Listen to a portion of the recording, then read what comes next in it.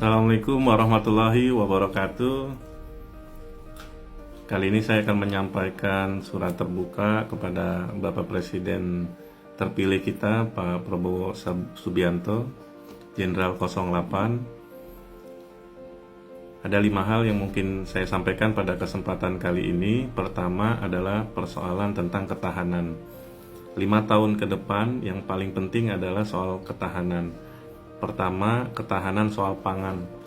Kita melihat beberapa potensi wilayah provinsi kita memang sebagai lumbung ketahanan pangan, termasuk di Jawa Barat, kemudian di Jawa, dan beberapa daerah di Sumatera, dan itu harus terus dikembangkan dan ditumbuhkan.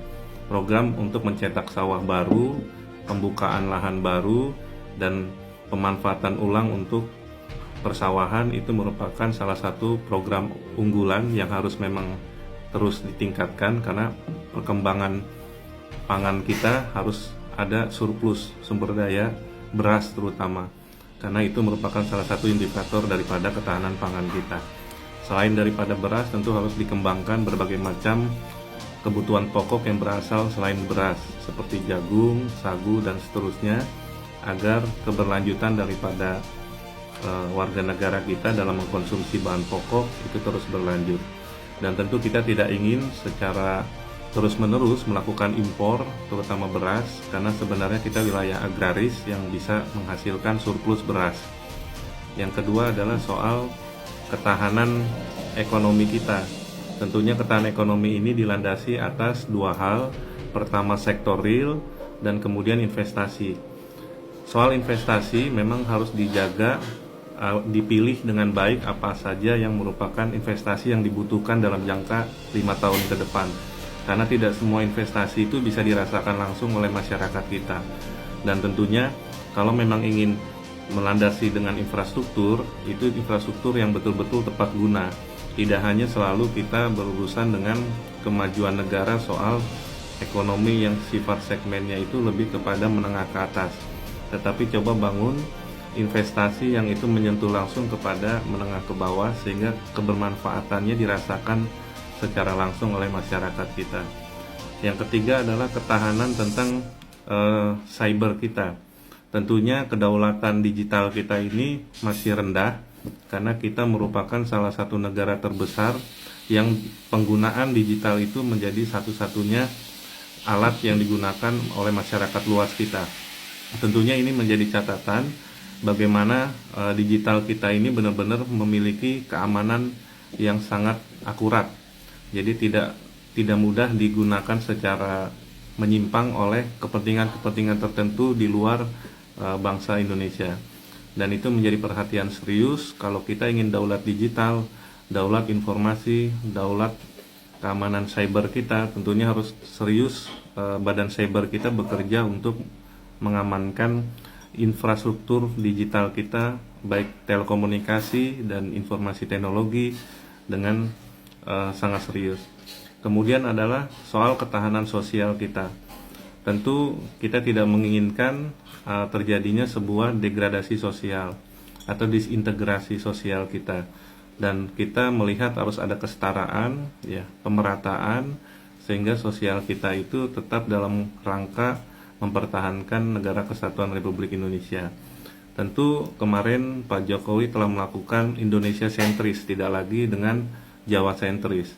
Dan itu terus harus digalakkan, bagaimana pemindahan ibu kota merupakan simbol Indonesia sentris itu, dan kemudian dilanjutkan dengan pembangunan wilayah-wilayah lain secara merata, secara proporsional sesuai dengan kepentingan dan kebutuhan yang ada di wilayah atau daerah masing-masing. Dan itu menjadi perhatian juga agar tidak lagi ada masyarakat di wilayah tertentu yang merasa tidak digapai atau tidak hadirnya pemerintah pusat di wilayah-wilayah tersebut. Kemudian adalah soal ketahanan mengenai politik kita, ya. Jadi keseimbangan, keharmonisan, stabilitas politik itu mencerminkan demokrasi kita yang matang. Tentunya kondisi saat ini Presiden terpilih Pak Prabowo Subianto itu mendapat dukungan penuh hampir dari seluruh partai politik termasuk terakhir PDIP juga akan dikabarkan bergabung kepada Presiden Pak Prabowo. Semoga dengan gemuknya dukungan ini tidak menurunkan profesionalitas, tidak menurunkan perhatian kepada masyarakat, tidak menurunkan semangat untuk membangun bangsa agar lebih baik. Dengan dukungan banyak dari berbagai macam pihak, ini merupakan momentum persatuan dan kesatuan, satu gerakan, satu irama, satu spektrum, satu frekuensi untuk sama-sama semua bergerak membangun hal-hal yang belum selesai untuk diselesaikan.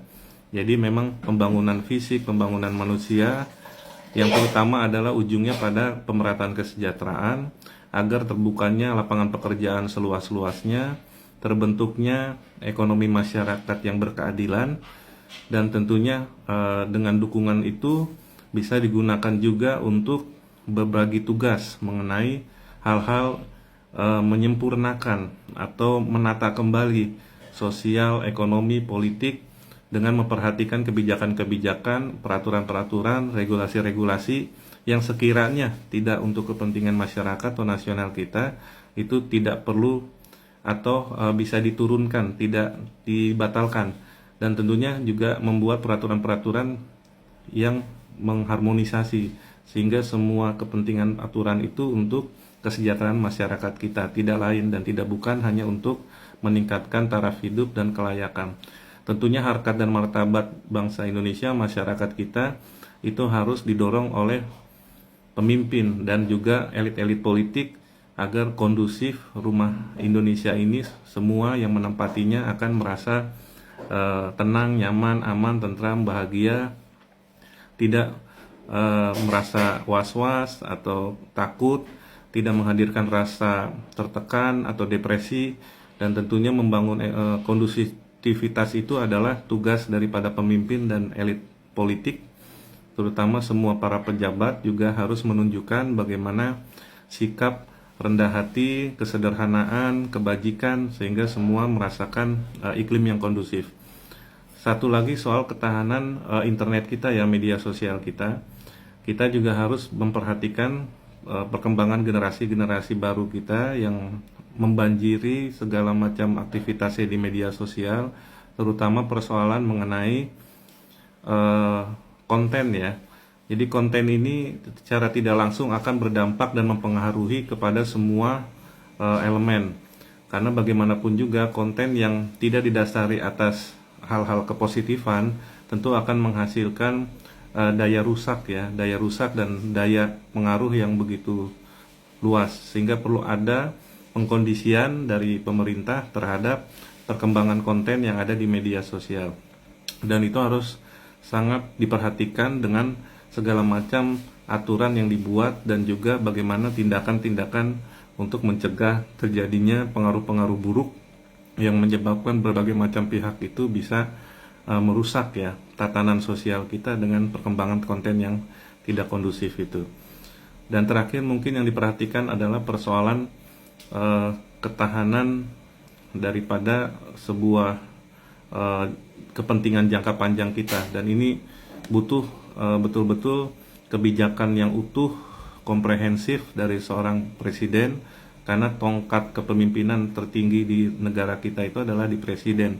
Seandainya presiden berhasil dan tidak menyerah ya, atau apalagi mengangkat bendera putih terhadap melawan segala macam bentuk hal-hal menyimpang di negara ini, tentunya dukungan banjir dari masyarakat akan hadir ketika presiden mengatakan dengan tegas menyelesaikan segala permasalahan-permasalahan yang belum selesai di negara ini, terutama persoalan-persoalan yang terkait dengan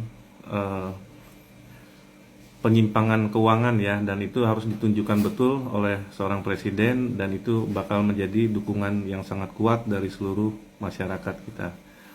Terakhir yang ingin saya sampaikan, dengan sudah terbentuknya pimpinan DPR RI, MPR, DPD, dan juga kabinet segera akan dilantik, saya berharap 2024 sampai 2029 saya selaku warga negara biasa menyampaikan semoga kita bisa lebih baik dan juga memperhatikan betul-betul masyarakat sebagai warga negara di Republik ini. Terima kasih. Assalamualaikum warahmatullahi wabarakatuh.